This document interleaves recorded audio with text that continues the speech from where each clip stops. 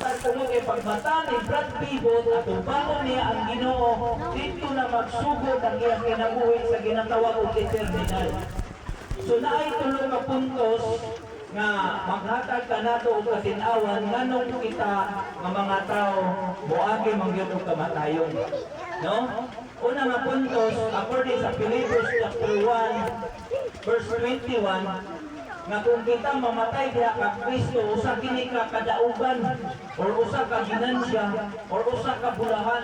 So sa unang ang sa atong kinabuhi kung kita diay mamatay mo ni ang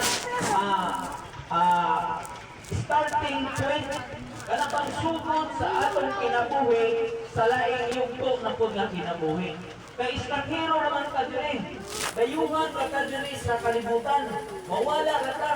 Naay laing kinabuhi, nag-prepare si Lord, katong kinabuhi na eternidad na. Walang dili na ka mamatay.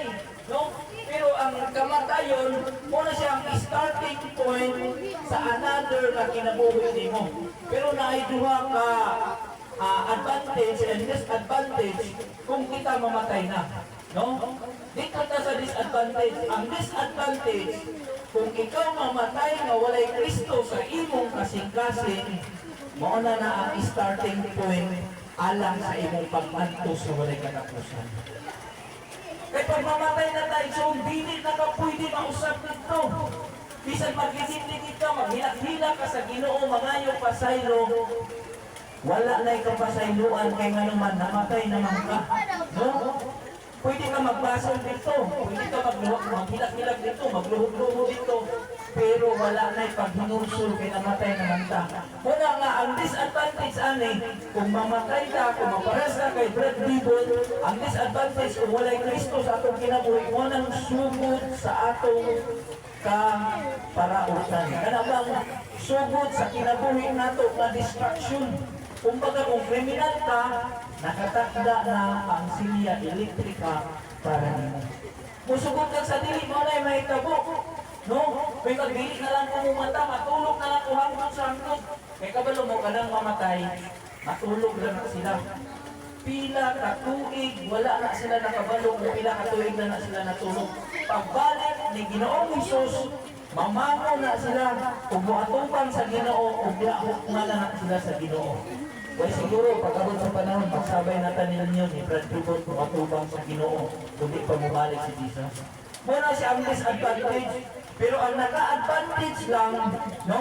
Kumana pa sa disadvantage, ang advantage na buka, ang naka-advantage lang, kung mamatay ka na adunay Kristo sa imong kinabuhi, maupod na ang starting point para sa kinabuhi dayon.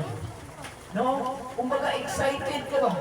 Pero lamian ang mga tao, labi na kay Kristo sa imong kinabuhi. Lami na kayo yung mata.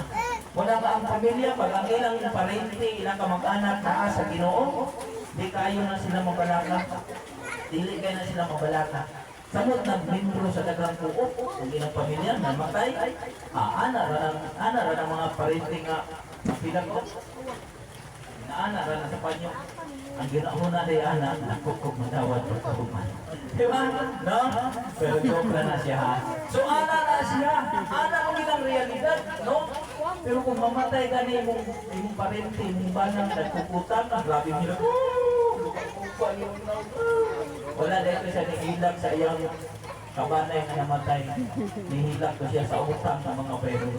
Diba? Pero ang realidad iksoon, musugot kang sa dili, sa dihang mamatay na ta.